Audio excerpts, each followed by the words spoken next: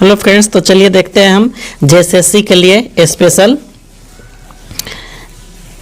Science का quiz फटाफट देखेंगे, स्पीड में देखेंगे और देखिए खुद आपका कितना तैयारी होता है। तो पहला देखिए क्या है, कार्य का मात्रक है, मतलब कार्य का एसआई मात्रक क्या है, क्या होगा उत्तर ए जूल। ठीक है, प्रकाश वर्ष इकाई है, किसका, दूरी को नापा जाता है प्रकाश वर्ष में। ठीक है, लंबी दूरी के लिए यूज किया जाता है, खगोलीय दूरी वगैरह के लिए। एम्पियर का मात्रक है, किसका मात्रक है, एम्पियर। ठीक है, विद्युत धारा का, ठीक है, विद्युत धारा का मात्रक क्या है, एम्पियर है।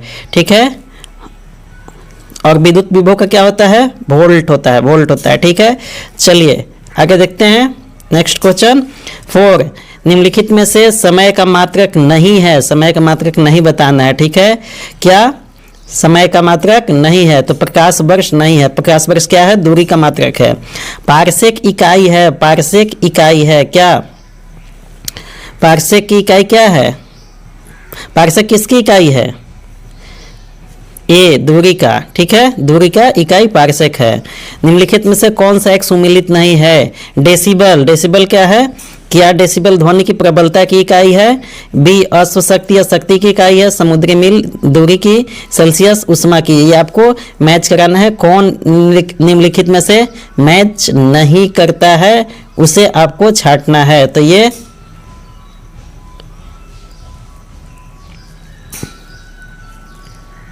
सुमेलित नहीं है। ठीक है, क्यों सुमेलित नहीं है, उष्मा की नहीं, ताप का है। ठीक है, ताप का। ठीक है, चलिए ल्यूमेन किसका मात्रक है, ज्योति तीव्रता का ल्यूमेन मात्रक है। 8, दाब का मात्रक है, क्या है दाब का मात्रक, पास्कल। ठीक है, कैंडिला मात्रक है, ज्योति तीव्रता का कैंडिला।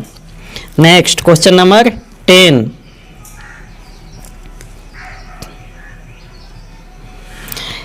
यंग प्रत्यास्था गुणांक कैसा मात्रक है, न्यूटन प्रति मीटर स्क्वायर। निम्नलिखित में से किन भौतिक राशियों के समान विमीय सूत्र नहीं है, क्वेश्चन नंबर 11, निम्नलिखित युगों में से किन भौतिक राशियों के समान विमीय सूत्र नहीं है, समान नहीं है। ठीक है, 11 क्या उत्तर होगा, बल एवं दाब का समान नहीं है। ठीक है, बाकी का समान है, बल एवं दाब का। चलिए अदिश राशि और सदिश राशि, दो राशियां होती हैं।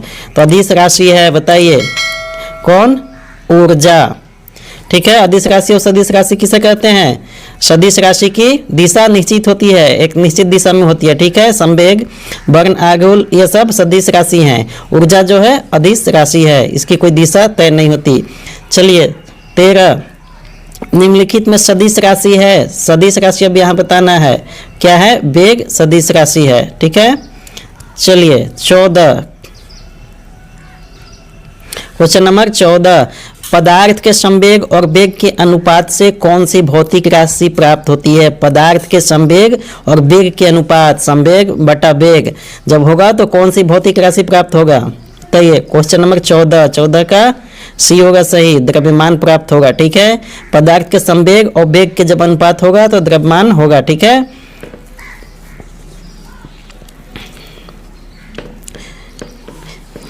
क्योंकि वेग में ही द्रव्यमान का जब गुना कर दिया जाता है तो वो संवेग हो जाता है। चलिए क्वेश्चन नेक्स्ट 15, शून्य में स्वतंत्र रूप से गिरने वाली वस्तुओं का क्या होता है, समान गति होता है, समान वेग होता है, समान त्वरण होता है, समान बल होता है। तो शून्य में स्वतंत्र रूप से जब भी कोई वस्तु गिरती है तो उसका त्वरण समान होता है, गति समान नहीं होता है, क्योंकि धीरे धीरे वो उसका गति बदलता है।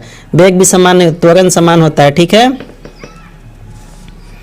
चलिए क्वेश्चन नंबर 16, जब 2 किलो वाले द्रव्यमान पर 5 न्यूटन का बल लगाया जाता है तो उत्पन्न होने वाला त्वरण कितना होगा, क्वेश्चन नंबर 16। ठीक है, कौन सा उत्तर सही होगा, ए। ठीक है, क्वेश्चन नंबर 17, ये फार्मूला पर आधारित है।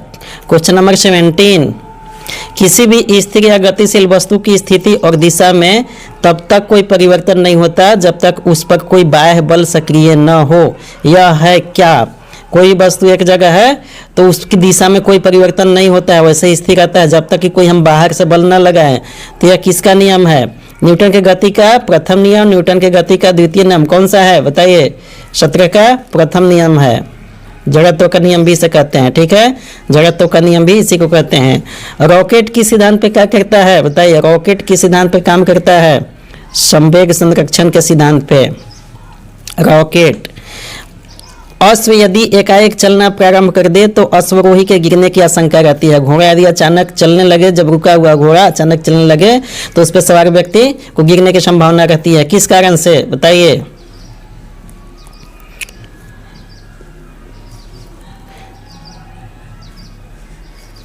विश्राम जड़त्व के कारण से। विश्राम जड़त्व, जड़त्व का नियम जो पहला है उसी से ये भी जुड़ा हुआ है। ठीक है, चलती हुई बस जब अचानक ब्रेक लगती है तो उसमें बैठे हुए यात्री आगे की दिशा में गिरते हैं। इसको किसके द्वारा समझाया जा सकता है बताइए? क्वेश्चन नंबर 20, चलती हुई बस जब अचानक ब्रेक लगाती है तो उसमें बैठे हुए यात्री आगे की तरफ गिरते हैं। ठीक है, क्या सही होगा?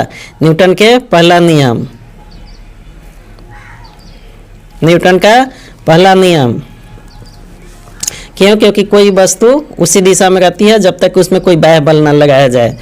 ठीक है, बल का गुणनफल है 21, बल का गुणनफल है। यहाँ पे कोई समझाने वाला प्रयास हम नहीं कर रहे हैं ज़्यादा। क्यों? क्योंकि यह कीज है, आप खुद अंदाज लगाइए कितना सही है, और फिर भी आपको फायदा होंगे। डायरेक्ट नहीं समझ रहे हैं तब भी सिर्फ देखते जाइए। 21 बल का गुणनफल है, बताइए बल का गुणनफल है क्या? द्रव्यमान और त्वरण के गुणनफल को बल कहते हैं। जब द्रव्यमान और त्वरण का गुना कर देते हैं तो उससे जो मिलता है हमें क्या मिलता है? बल मिलता है। उसी से बल बराबर द्रव्यमान गुने त्वरण। चलिए, शरीर का वजन, शरीर का वजन क्या पृथ्वी की सतह पर सभी जगह एक समान होता है? ध्रुवों पर अधिकतम होता है, विषुवरेखा पर अधिकतम होता है, मैदान की तुलना में पहाड़ियों पर अधिक होता है। कौन सा सही है? 22 का भी, ध्रुव पे अधिकतम होता है, ध्रुव पर क्या होता है? ज्यादा होता है। क्यों? क्योंकि वहां गुरुत्वाकर्षण बल अधिक लगता है। ठीक है, और शरीर का वजन जो है वो द्रव्यमान, द्रव्यमान गुने क्या होता है बताइए? द्रव्यमान गुने पृथ्वी का, बताइए कमेंट में। गुरुत्वाकर्षण बल। ठीक है, तो क्या होता है? ध्रुव पर गुरुत्वाकर्षण बल अधिक होता है, इसलिए। चलिए next question, question number 23, question number 23, किसी मनुष्य का भार पृथ्वी पर यदि 600 न्यूटन है तब चंद्रमा पर उसका भार कितना होगा बताइए? चंद्रमा पर कितना हो जाता है भार? पृथ्वी का 1/6 हो जाता है, यानी 6 से भाग देना होगा। क्या होगा बताइए? किसी मनुष्य का पृथ्वी पर यदि 600 न्यूटन है तब चंद्रमा पर उसका भार कितना होगा? क्या होगा? 100 न्यूटन। ठीक है, 1/6 हो जाता है सीधा सीधी चंद्रमा पर, क्योंकि वहां गुरुत्वाकर्षण बल जो है पृथ्वी का कितना है? 1/6 भाग है, यानी पृथ्वी पर 6 गुना ज्यादा है चंद्रमा का गुरुत्वाकर्षण से पृथ्वी का गुरुत्वाकर्षण। चलिए नेक्स्ट क्वेश्चन 24, पृथ्वी की सतह पर किसी का भार 29.4 न्यूटन है, उसका द्रव्यमान कितना है? ठीक है, फॉर्मूला पे भी निकालना है, बताइए कितना होगा? 24 का क्या होगा उत्तर? B 3 kilogram. नेक्स्ट क्वेश्चन 25, एक अंतरिक्ष यात्री पृथ्वी तल की तुलना में चंद्र तल पर अधिक ऊंची छलांग लगा सकता है, क्योंकि चंद्रमा पे अधिक छलांग क्यों लगा सकता है? अभी बताया क्या हमने गुरुत्वाकर्षण की बात। चंद्रमा पर क्या है? गुरुत्वाकर्षण पृथ्वी से 1/6 कम है। ठीक है, 6 गुना कम, पृथ्वी का ज्यादा है। ठीक है, तो क्या कर सकता है वो? पृथ्वी तल पर क्यों छलांग लगा सकता है? क्योंकि वहां क्या है? गुरुत्वाकर्षण बल पृथ्वी की तुलना में अत्यल्प है, मतलब कि 1/6 है तो 6 गुना पृथ्वी का ज़्यादा है, इसलिए वहाँ ज़्यादा उछल सकता है। चलिए क्वेश्चन नंबर 26, 1 किलोग्राम राशि का वजन है, 1 किलोग्राम राशि का वजन है, क्या होगा? 26 का सी 9.5 8 न्यूटन होता है 1 किलोग्राम राशि का वजन। चलिए जड़त्व आघूर्ण का कोणीय त्वरण का गुणनफल होता है, बताइए क्या होता है? टार्क। जड़त्व आघूर्ण के कोणीय त्वरण का गुणनफल क्या होता है? टार्क। क्वेश्चन नंबर 28, जल के आयतन में क्या परिवर्तन होगा यदि तापमान 9 डिग्री से गिराकर 3 डिग्री कर दिया जाए, मतलब तापमान घटा दिया जाए तो जल के आयतन में कह रहा है, ध्यान रखिए आयतन मतलब जल के फैलाव में क्या परिवर्तन होगा, ठीक है। उसका तापमान यदि गिरा दिया जाता है तो क्या होगा बताइए? आयतन पहले घटेगा और बाद में क्या होगा? बढ़ेगा। आयतन पहले घटेगा और बाद में बढ़ेगा, क्यों बताइए? जल का सबसे ज्यादा आयतन कितना पे होता है, कितना डिग्री सेंटीग्रेड पे?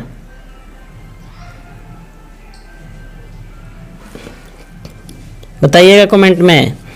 एक बीकर में पानी पर बर्फ तैर रही है, मतलब एक कोई बीकर है उसमें पानी पर क्या है? बर्फ तैरा है, नीचे पानी है ऊपर बर्फ है।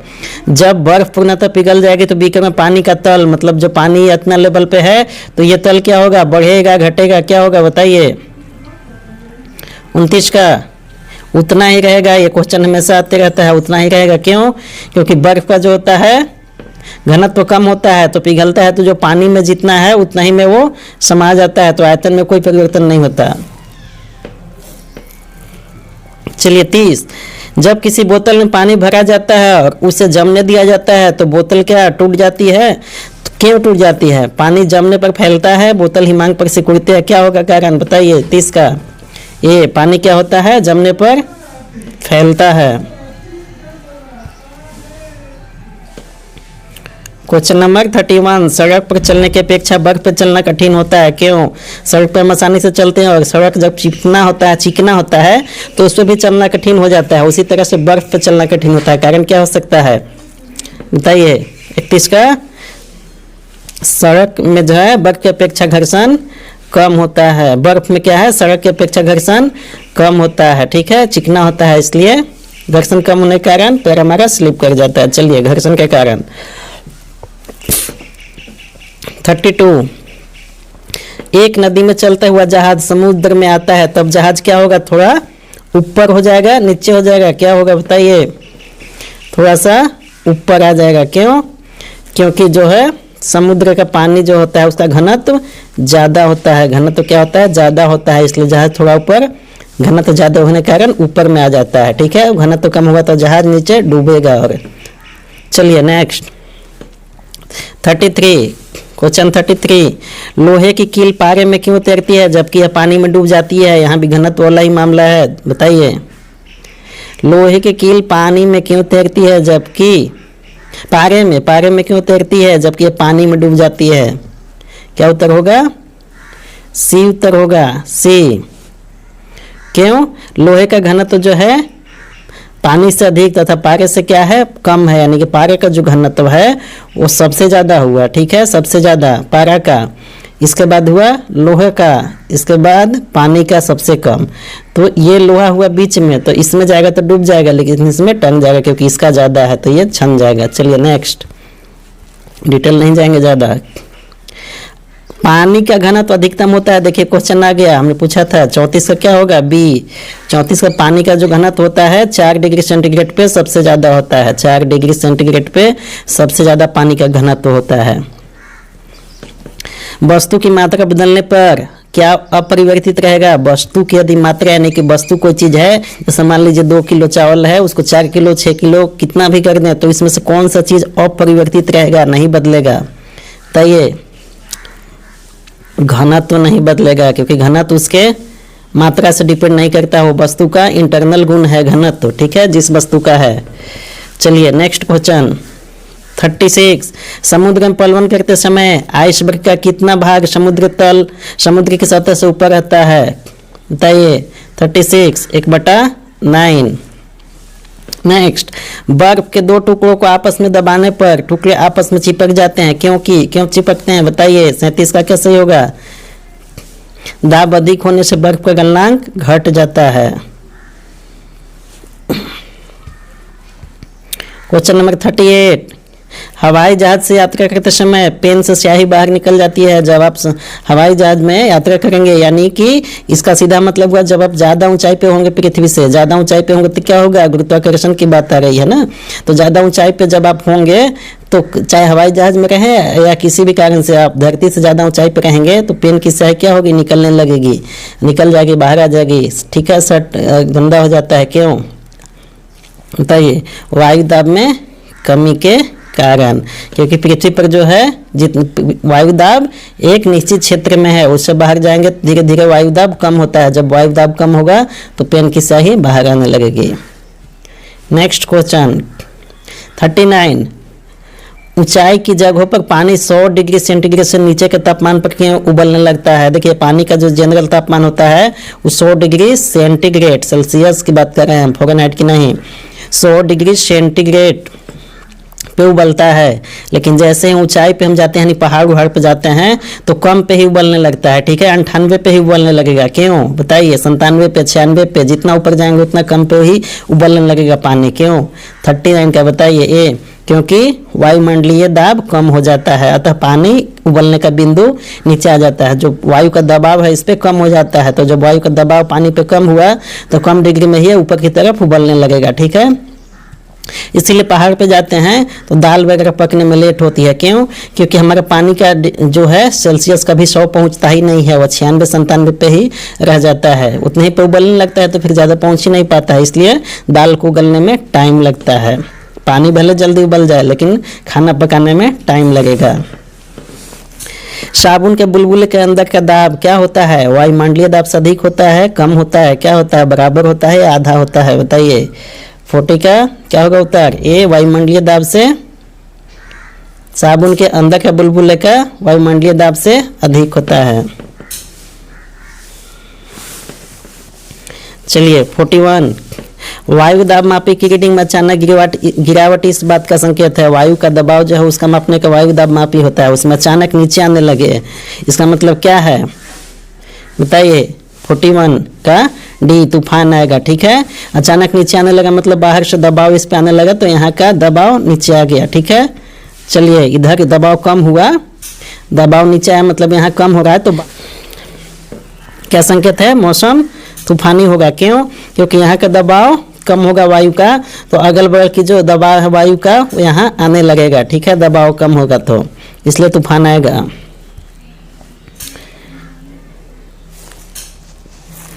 प्रेशर कुकर में खाना जल्दी पकता है क्योंकि, प्रेशर कुकर में खाना क्यों जल्दी पकता है, बी, क्या होगा सही उत्तर, बी, अधिक दाब पर पानी अधिक तापक्रम पर उबलता है। जब दाब अधिक होगा वैसे ही पहाड़ पर जैसे कम क्या है, पानी का उबलने का ताप कम हो जाता है, लेकिन दाब जितना अधिक होगा वो पानी का उबलने का ताप उतना ज़्यादा हो जाएगा। तो कुकर में जब भी पानी उबलेगा तो हमेशा वो 100 डिग्री से ज़्यादा पर भी उबलेगा, 105 डिग्री 110 डिग्री तक।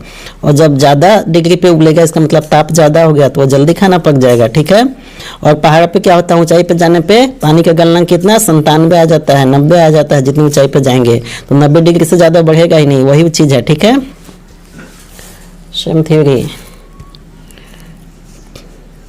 क्वेश्चन नंबर 43, हाइड्रोजन से भरा रबड़ का गुब्बारा वायु में ऊपर जाकर फट जाता है, क्यों, हाइड्रोजन से भरा गुब्बारा वायु में ऊपर जाकर क्यों फट जाता है, वायु का दाब घट जाता है ऊपर जाने पे, वायु का दाब घटता है तो गुब्बारे के अंदर का दाब ज़्यादा होता है तो फट जाता है।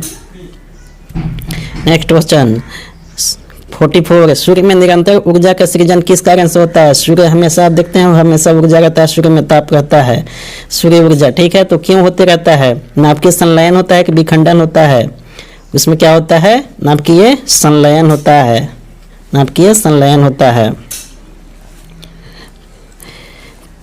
चाबी भरी घड़ी में कौन सी ऊर्जा होती है, चाबी भरी घड़ी में कौन सी ऊर्जा होती है, क्या होगा, स्थितिज ऊर्जा, स्थितिज ऊर्जा।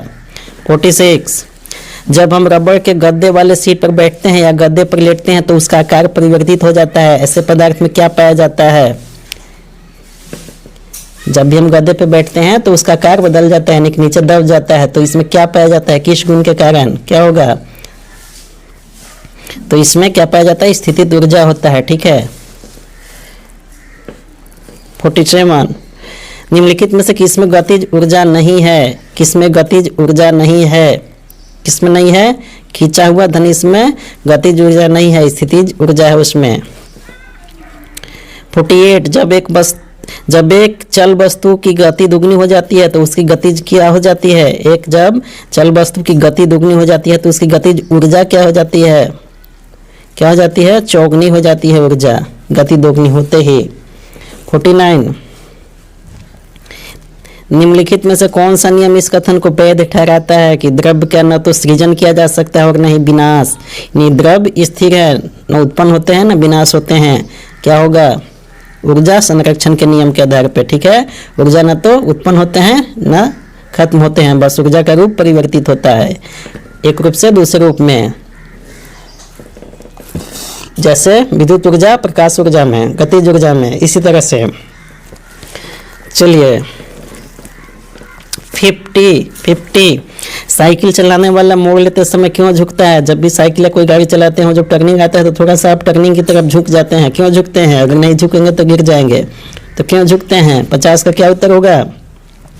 वह झुकता है ताकि गुरुत्व केंद्र आधार के अंदर बना रहे और वह उससे गिरने से बचाए, क्योंकि जब गुरुत्व केंद्र आपका यहाँ बन गया, इधर झुकेंगे तो केंद्र में आपका गुरुत्व केंद्र बना रहेगा। ठीक है, चलिए नेक्स्ट 51 दूध से क्रीम निकालने में कौन सा बल लगता है?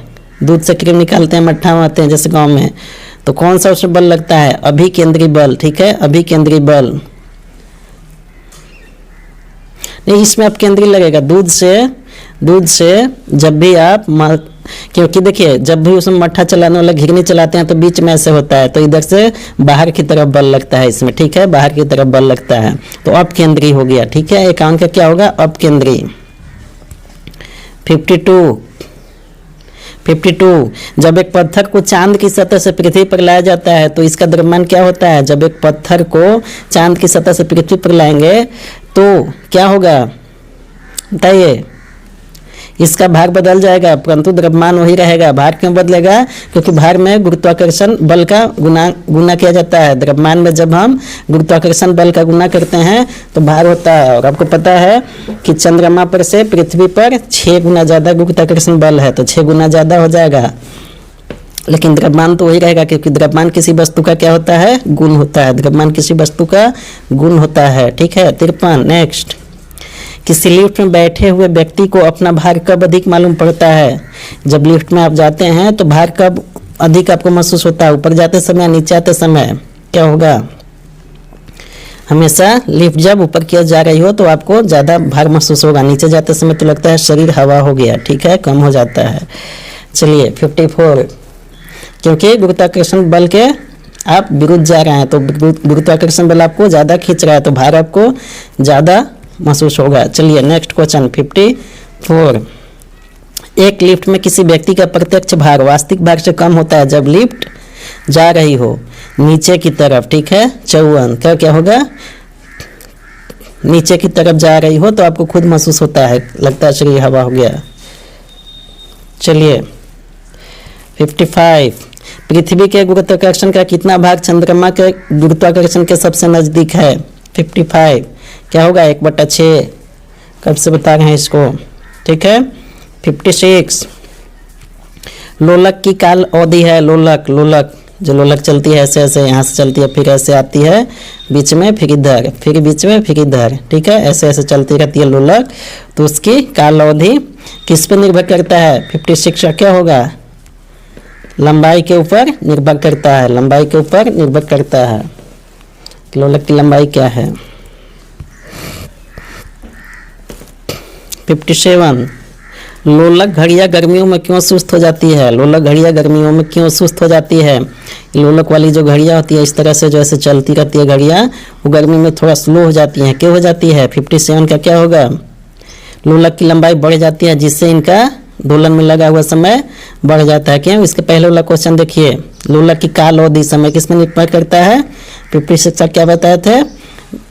लंबाई के ऊपर निर्भर करता है। तो जब लंबाई बढ़ जाएगा तो उसकी काल अवधि क्या होगा? लंबाई बढ़ जाएगा तो फिर इसमें लगा हुआ समय बढ़ जाता है। ठीक है, और जब इसमें समय बढ़ जाएगा तो वो स्लो हो जाएगा, क्योंकि थोड़ा देरी में ये पहुंचेगा अपने जगह पे, तो घड़ी स्लो हो जाएगी। ठीक है, चलिए 58 किसी सरल लोलक की लंबाई 4% बढ़ा दी जाए तो उसका आवर्तकाल कितना बढ़ जाएगा। ठीक है, लंबाई जो है लोलक की इसकी यदि 4% बढ़ा दी जाए अब तो उसकी आवर्तकाल यानी समय कितना बढ़ जाएगा, कितना टाइम ज़्यादा लगेगा। 58 का क्या होगा उत्तर, 2% बढ़ जाएगा। 59 पार्श्व विकृति तथा अनुदैर्घ्य विकृति के अनुपात को क्या कहते हैं। पार्श्व विकृति और अनुदैर्घ्य विकृति के अनुपात को क्या कहते हैं, पार्श्व अनुपात। नेक्स्ट 60 वर्षा की बूंद गोलाकार क्यों होती है। जब भी वर्षा की पानी होती है देखिएगा हमें से गोल बंद क्या आती है, वो लंबा भी बंद क्या आ सकता था, क्यों नहीं, किस कारण से,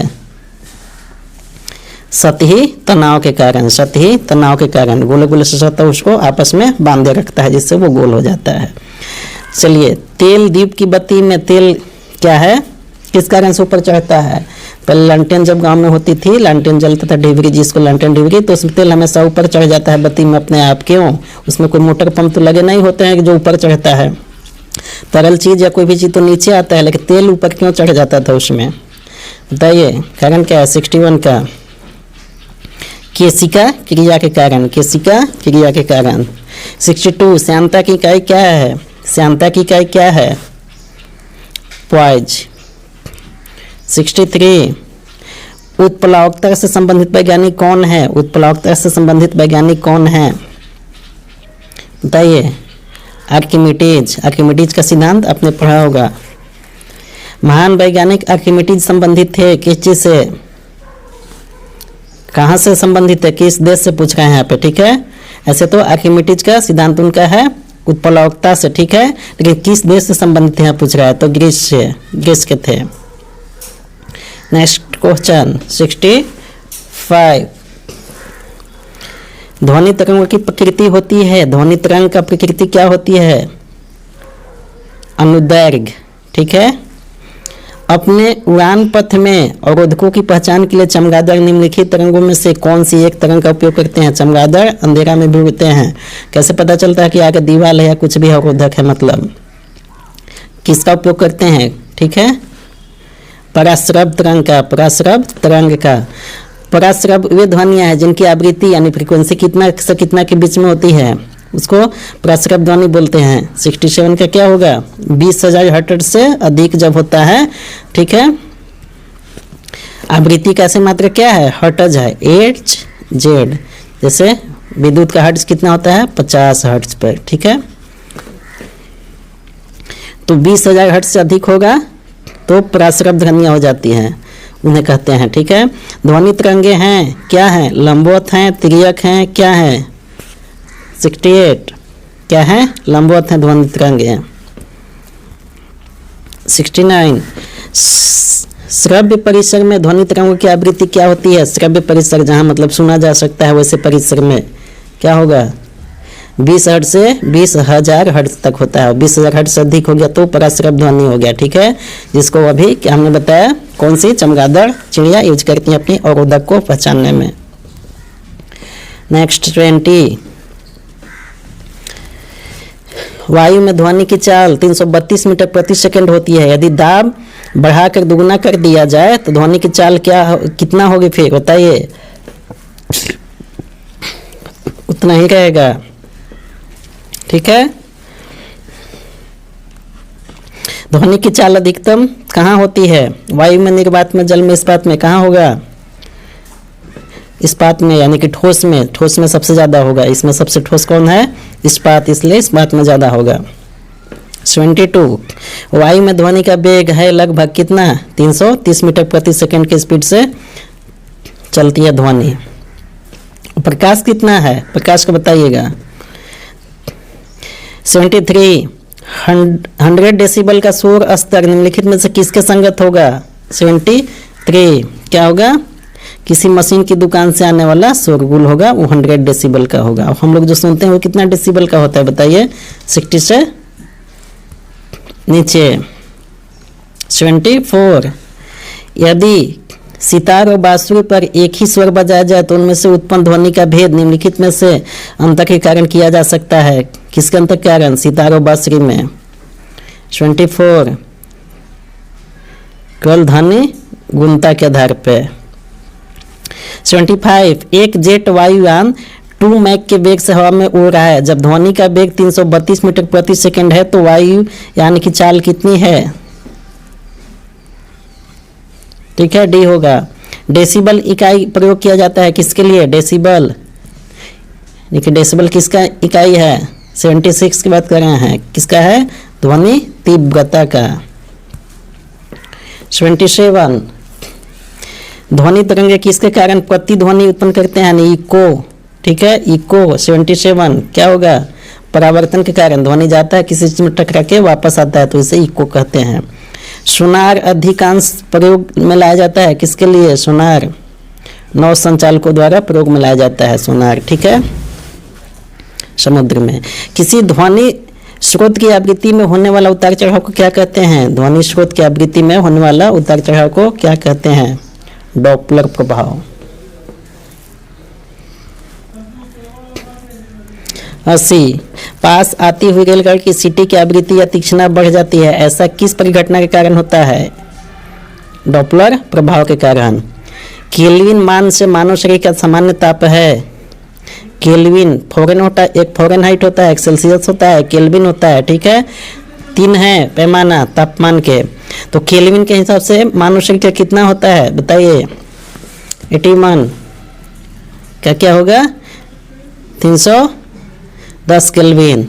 और फॉरेनहाइट में सेंटीग्रेड में कितना होता है? 98.6 फॉरेनहाइट में, और सेंटीग्रेड में 36.5। चलिए नेक्स्ट 82 कितना तापमान होने पर पाठ्यांक सेल्सियस और फॉरेनहाइट तापमापियों एक ही होंगे? मतलब कितना तापमान होगा तो फॉरेनहाइट में लिखिए चाहे सेल्सियस में लिखिए, वो आपको बराबर हो जाएगा। तो कितना?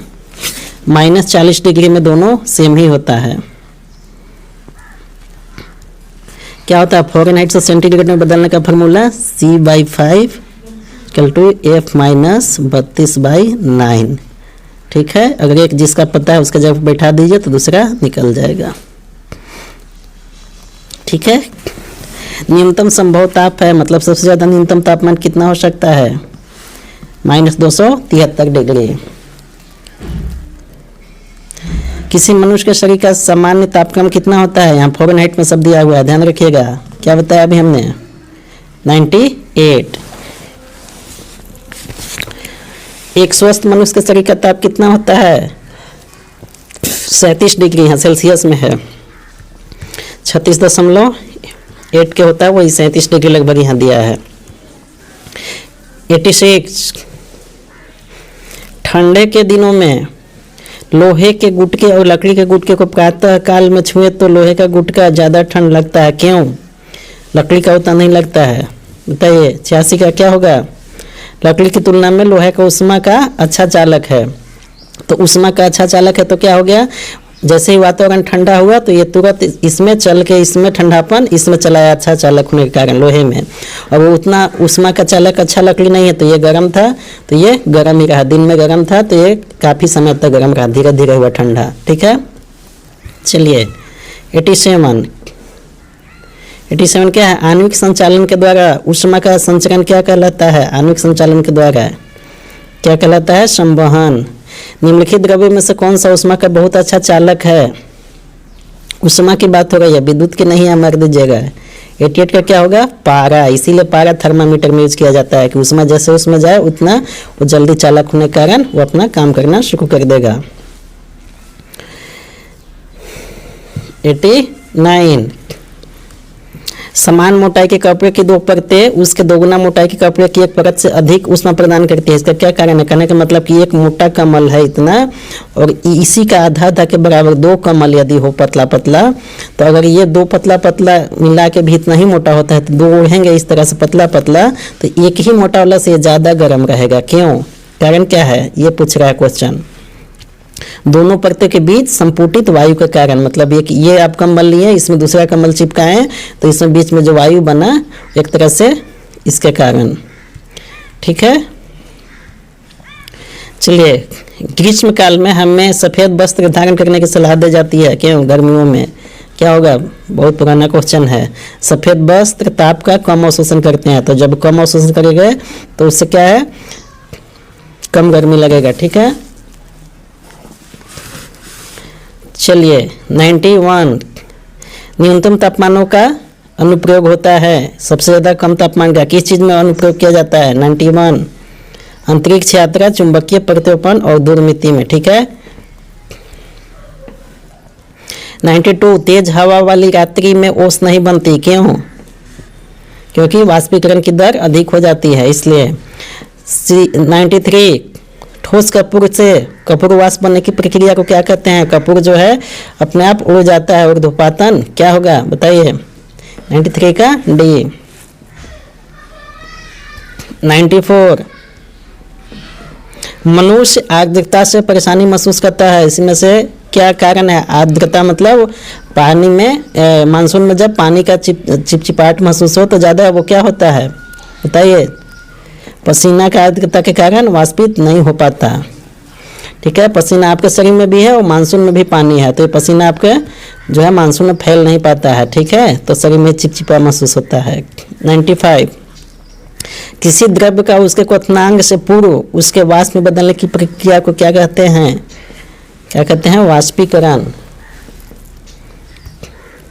96 पहाड़ों पर पानी निम्नलिखित ताप पे उबलने लगता है। देखिए क्वेश्चन आ गया। 96 कितना पे उबलता है? 100 डिग्री से कम पे उबलता है, मतलब जितना ऊंचा पहाड़ उतना कम होते जाएगा। 97 भाप से हाथ अधिक जलता है अपेक्षाकृत उबलते जल से। भाप से ज़्यादा जलेगा, क्यों? क्या होती है उसमें? उसमें गुप्त उष्मा अधिक होती है। ठीक है, गुप्त उष्मा उससे पानी की अपेक्षा ज़्यादा तेजी से जलेगा भाप में। रोटी पकाते समय रोटी फूल जाता है तो देखते होंगे आप। 98 ऊष्मागतिकी का प्रथम नियम किस अवधारणा की पुष्टि करता है? ऊष्मागतिकी का प्रथम नियम ऊर्जा संरक्षण का। 99 प्रकाश तरंग किस प्रकार की तरंग है? 99 क्या है? अनुप्रस्थ तरंग। 100 प्रकाश विकिरण की प्रकृति होती है क्या? तरंग और कण दोनों क्या होते हैं? तरंग और कण दोनों समान होते हैं। ठीक है, तो चलिए यहाँ पे हमने 100 फिजिक्स का क्वेश्चन कंप्लीट किया है। जैसे CGL के लिए ये बहुत इंपॉर्टेंट सारे क्वेश्चन हैं। चलिए फ्रेंड्स, अभी तक आपने चैनल को सब्सक्राइब नहीं किया है तो फटाफट चैनल को सब्सक्राइब कर लीजिए। Thank you, thanks.